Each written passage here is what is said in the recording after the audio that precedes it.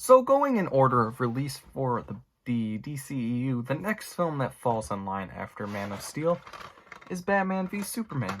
Not everyone's favorite. In fact, it has quite a following of people who absolutely hate this movie. I get it. I get all those issues. But, as you saw, this is what we saw in theaters. I am not using the Ultimate Edition that supposedly adds, like, I don't know, like 30 minutes to an hour to the movie, and then it helps fix plot points. Well, that was done after. That was the director fixing things. That's strange. Thought my Xbox turned on. I didn't even touch it. So this is once again directed by Zack Snyder from 2016, a superhero action starring Ben Affleck, who we last saw over on Instagram way back when I covered 2003's Daredevil, where he played Matt Murdock. In this, he is Batman / Bruce Wayne. Henry Cavill, once again, is Superman or Clark Kent. Jesse Eisenberg joins the cast as Lex Luthor. Amy Adams comes back to play Lois Lane.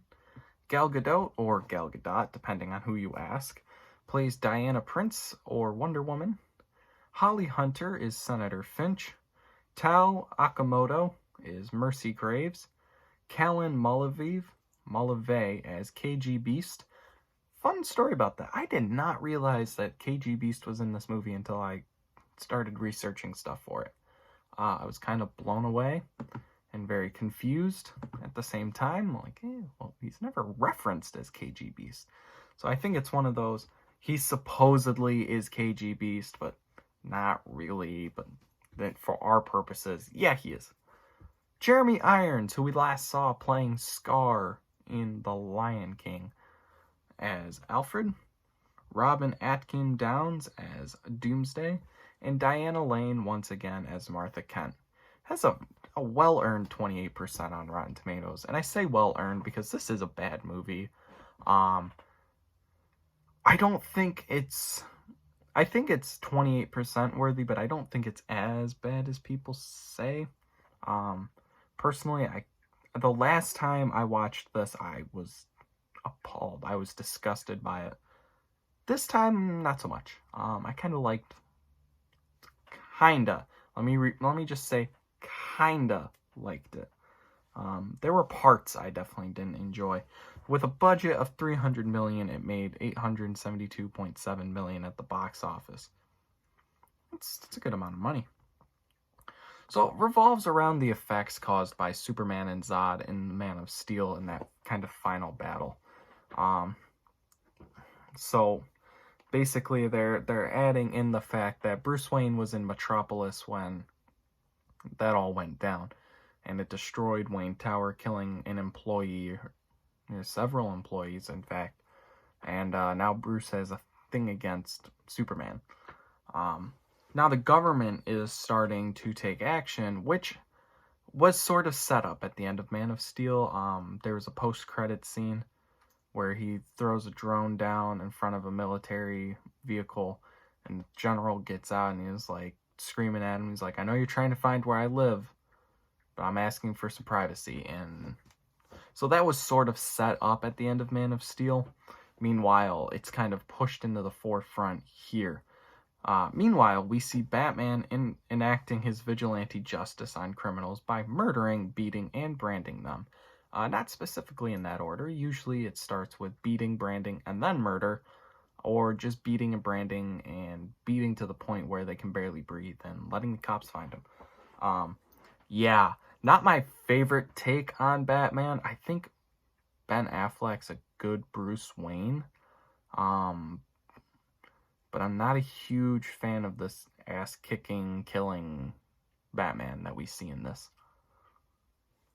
So, now, during all of that mess, including a few bits of relationship between Lois and Clark, that I felt was more believable, Lex gets a hold of General Zod's body, where it looks like Michael Shannon got a day rate, which is basically he was on set for a day and they paid him for a day, and because it looks like it's actually him, laying on that table and all of that makeup, being dead.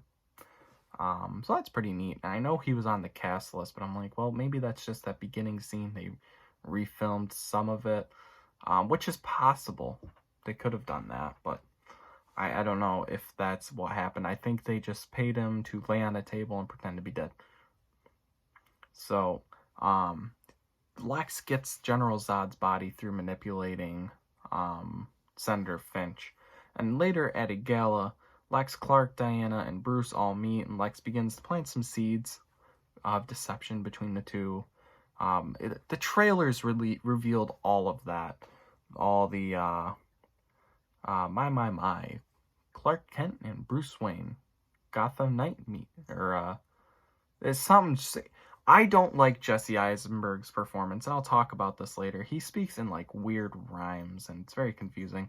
So he's just strange. His performance is very strange, and a lot of people feel that way, and I don't blame them. It's...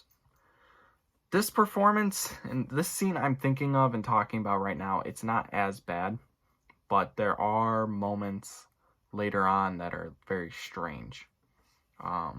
So obviously, with those seeds of deception planted, Bruce grows to not trust Superman because he can basically wipe out the planet without a single thought.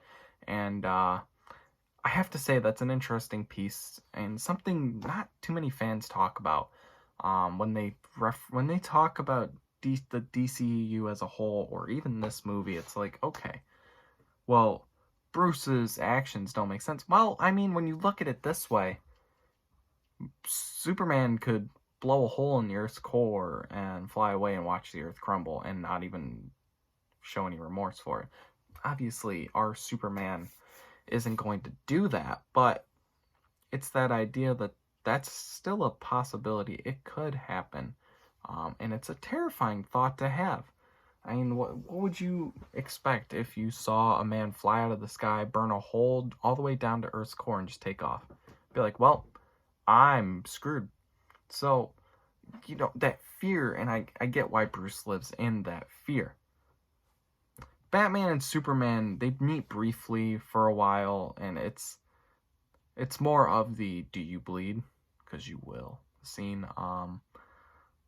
But then nothing happens up until when Superman arrives at the Senate briefing.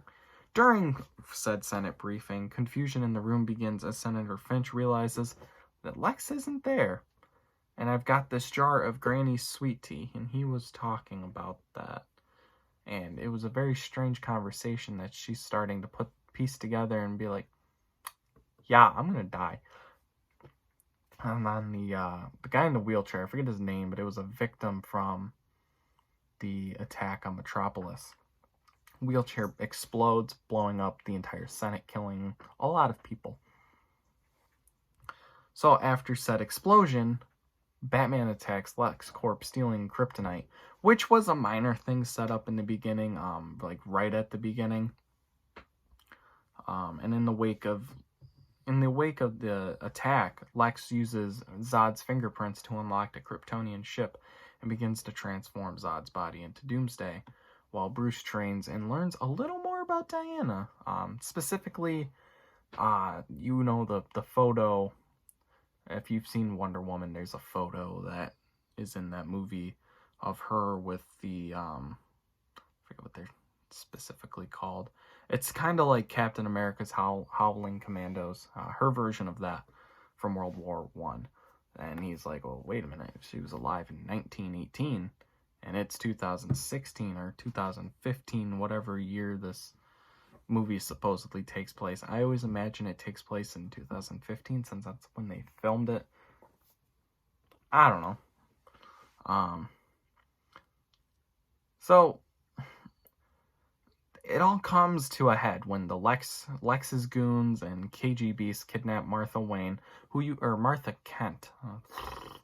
You probably thought that Martha Kent was not really a big character, because she's not. She's a plot device in this, and I don't like that. I can't stand the fact that they used her as a plot device versus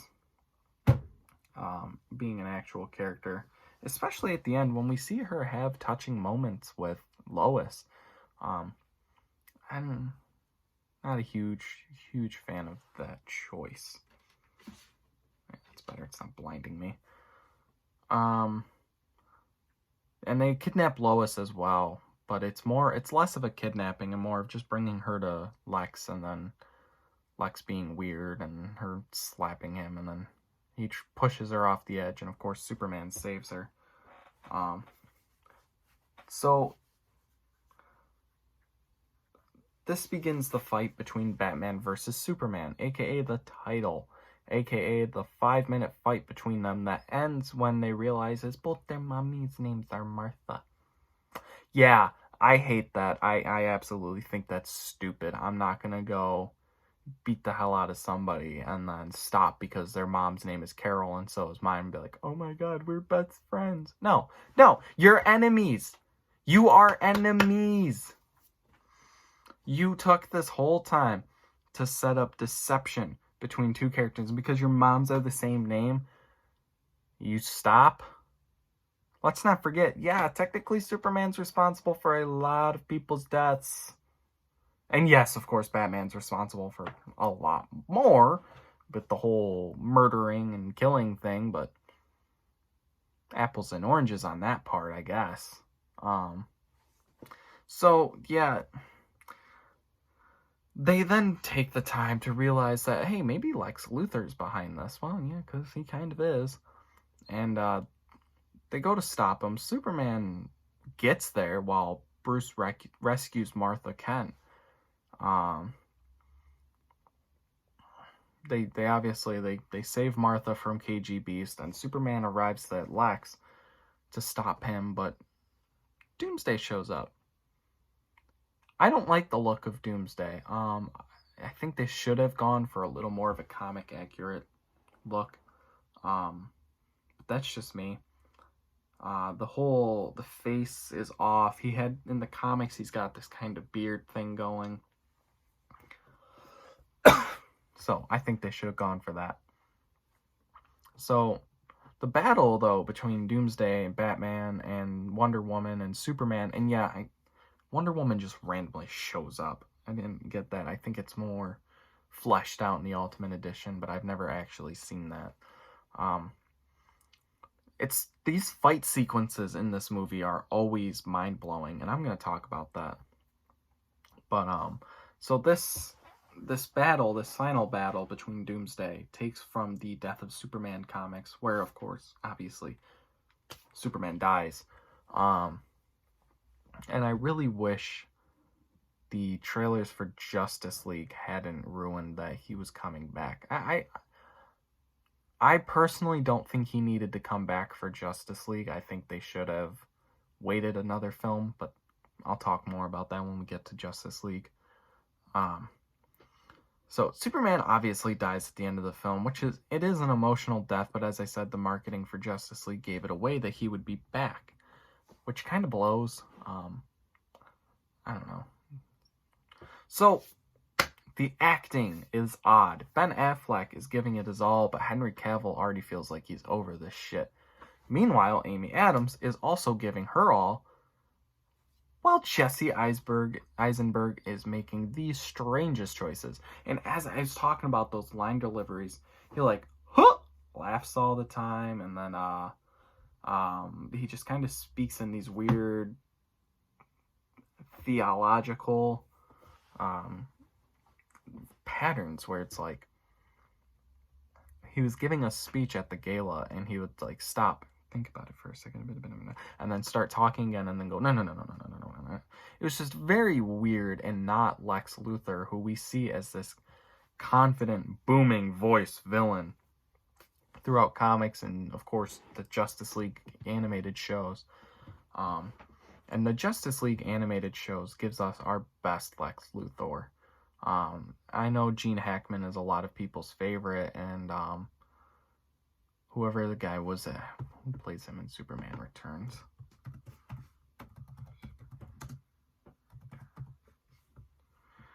I want to say it's Michael Chiklis, but I don't want to say be wrong here. Oh, it's Kevin Spacey, even worse. Oh my god. So, Kevin Spacey doesn't do the greatest performance in that. So much so that I barely remember he's actually in the movie. But I definitely think the animated version of Lex Luthor is the best. And Jesse Eisenberg should not have made these choices. And I think a lot of that is nobody told him no. He should have been told no. I'm not a huge Jesse Eisenberg fan. I like Zombieland. I'm not a huge fan of it. I don't own it. I haven't seen it in so many years. I haven't watched the second one. So that's all kind of stems from the fact I don't care about his performance here. I don't think he did anything mind-blowing. I think it was just plain weird.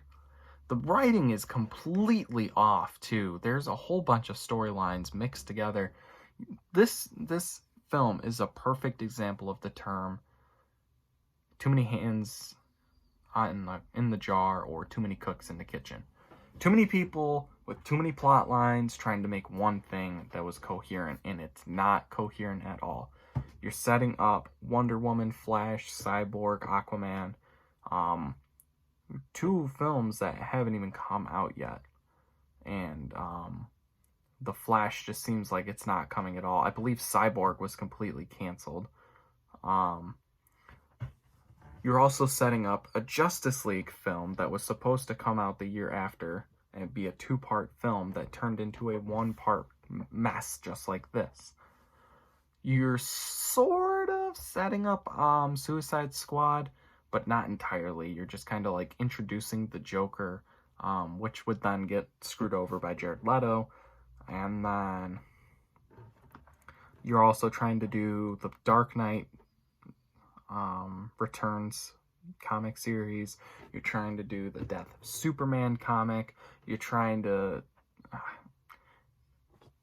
No. There's too much going on. I think they should have stuck with a live-action adaptation of The Dark Knight Returns. To be perfectly honest, if you've never seen Batman The Dark Knight Returns, it is probably one of the best animated Batman movies ever made. It's I haven't watched it in a few years, but I know every time I watch it I notice something new, and I always notice something I like. And yeah, at the end there's the fight between Batman and Superman. Don't call it Batman v Superman if they only fight for 10 minutes. Don't. Call it The Dark Knight Returns or something. Make it a Batman-centered film with Superman at the end, kind of like this. In this movie, they go through The Dark Knight Returns, and he fights the mutant leader, and then it starts to set up the fight between Superman and Batman, where Superman is spoken to by the president and is like, Batman is out of control. Go stop him. That's what happens. That would have been perfect. But Man of Steel set it up that the government doesn't trust Superman, which I will admit I enjoy that too. I think Superman not being trusted by the government is quite an interesting take. But if you're trying to make something like Batman The Dark Knight Returns, then just do The Dark Knight Returns. Don't beat around the bush when it's easier to just make the movie everyone wants to see. I don't know what Robert Pattinson's The Batman is going to be about. All I know is that he's not really getting all that fit for it. There's some confirmed casting for the Penguin that I can tell you about now. Here you go, the Batman 2021 film. I don't even know if it's been delayed yet. Zoe Kravitz is playing Catwoman. Colin Farrell, that's right, is Penguin. Gotta hope this is wrong. Andy Serkis is Alfred Pennyworth. I like Jeremy Irons, though. I thought Jeremy Irons did a great job as Alfred. I'm interested now to see what Andy Serkis does. Paul Dano. Oh, look, a Sarsgaard is going to be in this. And John Turturro. Ooh, that's interesting. John Turturro, who is famous for the Transformers films. There's more stuff he's in, but I know him mainly from the Transformers films. will be playing Carmen Falcone. That's neat. It's interesting. But Peter Dano as a Riddler, I recognize the face, but what is he in? He's in There Will Be Blood. Okay. Oh, okay. He's in Little Miss Sunshine. That's why I know him. Oh, right. So that cast is interesting. And I don't know, it seems like there's going to be quite a few plot lines in that kind of worries me, that they're going to, that really scares me a little bit. They're setting up another origin story, which is something I should talk about. There is Bruce's origin story in this for 10 seconds at the beginning. It's a montage of, here's Jeffrey Dean Morgan as Thomas Wayne, and what is her name? Another Walking Dead actress.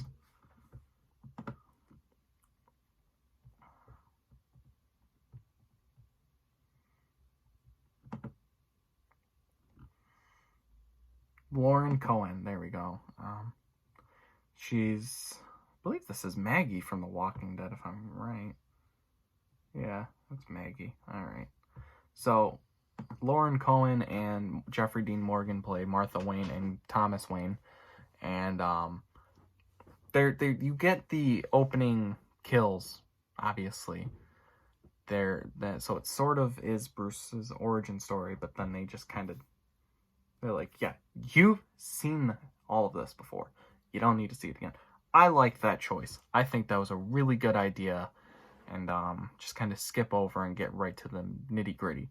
Again, they should have just stuck with The Dark Knight Returns, but I think throwing in an origin story kind of for this universe is a good idea. I don't know how the Batman is going to fit into the DCEU, though, because unless it's a prequel to even Man of Steel, I don't know, man. I don't know. I will say, like I said, the relationship between Clark and Lois is better here and felt more realistic. It also feels like the whole cast had wonderful chemistry. I don't know how I feel about Jesse Eisenberg's chemistry with the cast, but everyone else seems like they get along pretty well. And the action pieces are fantastic, and they really keep you involved. And the big explosions, blue sky beams included, of course. All of those checks, all the boxes are checked. Do we have the 30,000-foot explosion? Check. Do we have the blue sky beam? Check. Now, like I said, Batman only fights Superman for maybe like 30 minutes total, combining all of the little sets. And I'm not totally sure when the Dawn of Justice, it feels, at least to me, like it takes place, how do I put this? It feels like it takes place at the end, where, okay, Superman is gone, and justice has been brought to Lex, and he's now in jail, and now Bruce has beginning to set up the Justice League. So that's kind of where the justice feels like it's beginning to dawn, because now we're putting together this Justice League at the end of the film. Other people may not feel that way. They may feel like it doesn't take place at all, which is fine. I get that. There seems to be a pacing issue that drags down. It's dragged down by way too many quiet scenes of talking. I hate that when movies do that. My biggest issue with the second Rambo movie is that I stopped watching halfway through because they just started talking quietly. And a lot of scenes talking like this. And it's like, I can't hear you. I don't know what you're saying. I had to turn my volume up, and then boom, explosion. Now the house is shaking because of the explosion. It's like, just pick one damn volume to talk at, please. So that's kind of my issue with it. So I actually enjoy this a lot more than other people will, but it is flawed, man. Holy crap. There are so many issues. I'm going to give it a 5 out of 10.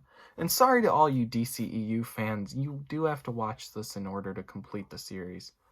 Tomorrow I've got a actually very controversial opinion for you when we talk about Suicide Squad. I'm not going to tell you what it is yet. I'm going to let you think about it. So until tomorrow with Suicide Squad, I'm Luke, and I will see you guys later. Hey, I hope you guys enjoyed what you just watched. If you're interested in more of my videos, make sure you subscribe and hit that bell icon to get notifications every time I upload a video.